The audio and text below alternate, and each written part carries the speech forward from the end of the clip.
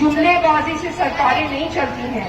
हम देखते हैं आजकल हर जगह पोस्टर पे ही काम हो रहा है, पोस्टर पे ही विकास हो रहा है। जैसे जैसे बिहार का चुनाव नजदीक आता जा रहा है, वैसे वैसे अलग अलग पार्टियां अपने अपने तरीके से मतदाताओं को रिझाने में लगी है। पिछले विधानसभा चुनाव में पुष्पम प्रिया की द प्लूरल पार्टी ने चुनावी मैदान में काफी हंगामा भी मचाया था, लेकिन मतदाताओं को अपनी ओर आकर्षित करने में कोई खास सफलता नहीं मिल पाई थी। एक बार फिर पुष्पम प्रिया ने बिहार को बदलने के संकल्प के साथ चुनावी मैदान में अपना भी बिगुल बजा दिया है।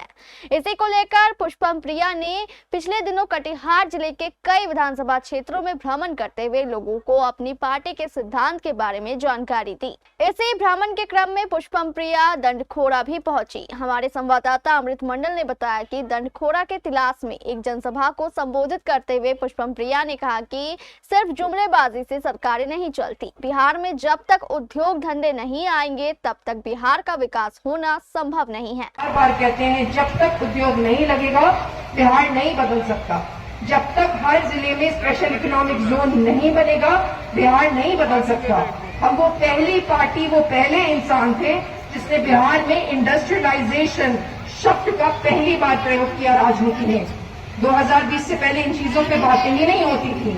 हमने जाके वो जूट मिल तक दिखाया जो कि बंद हो गया था। आज तक तो वो बंद ही है और हमारे अलावा उसको कोई खोलेगा भी नहीं, ये भी हम जानते हैं।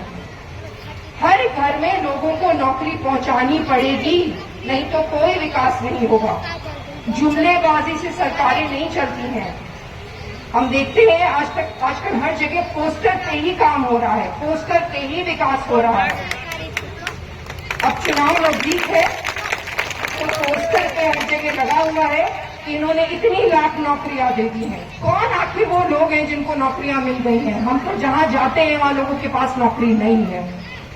हम जहाँ जाते हैं वहाँ पे लोग अभी भी पलायन पे मजबूर है, बाहर ही जा रहे हैं नौकरी करने के लिए। हमारे दंडखोरा संवाददाता अमृत मंडल से बात करते हुए पुष्पम प्रिया चौधरी ने कहा कि आजकल के सत्तारूढ़ पार्टी के नेता और विधायक सिर्फ और सिर्फ उद्घाटन और बर्थडे पार्टी अटेंड करते हैं। अगर उन्हें सचमुच अपनी जनता की फिक्र होती तो अब तक बिहार बदल गया होता। सबसे पहली बात तो यह है कि आपने सबको देख लिया है और वोट करने का जो हमें अवसर मिलता है हर 5 वर्ष में। ऐसा क्यों है कि हर 5 वर्ष में चुनाव होता है? 10 वर्ष पे भी हो सकता था, 20 वर्ष पे भी हो सकता था। हम किसी एक व्यक्ति को बैठाते हैं और ऐसे लगता है जैसे कि उसको जमींदारी दे दी है कि अब आप ही बैठे रहिए। क्या 14 करोड़ जनसंख्या में और लोग नहीं हैं जो कि बिहार को आगे लेके जाना चाहेंगे? और चूंकि हमने सबको देख लिया है, अब वो साल है। आप सब जानते हैं कि नीतीश जी और लालू जी अब वृद्ध हो गए हैं। अब वो साल है जबकि अगले कौन से लोग होंगे जो बिहार की आवाज बनेंगे, बिहार को आगे लेके जाएंगे, जो ओरिजिनल लोग होंगे, जो असली नेता होंगे, उनको इस बार चुनना पड़ेगा। मुद्दा तो यहाँ पे ये है कि आप कितनी बार आए। आपको चुन के भेजा गया, आपको इतने वोटों से जनता ने 243 विधायक को हमने सदन भेजा।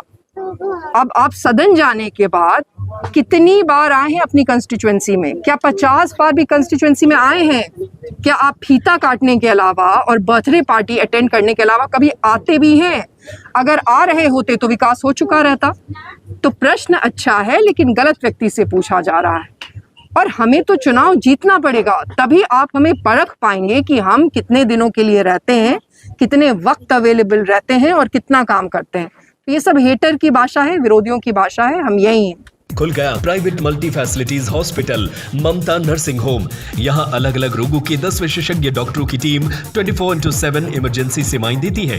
न्यूबॉर्न बेबी से लेकर गाइनो एवं सभी तरह के क्रिटिकल रोगों का इलाज।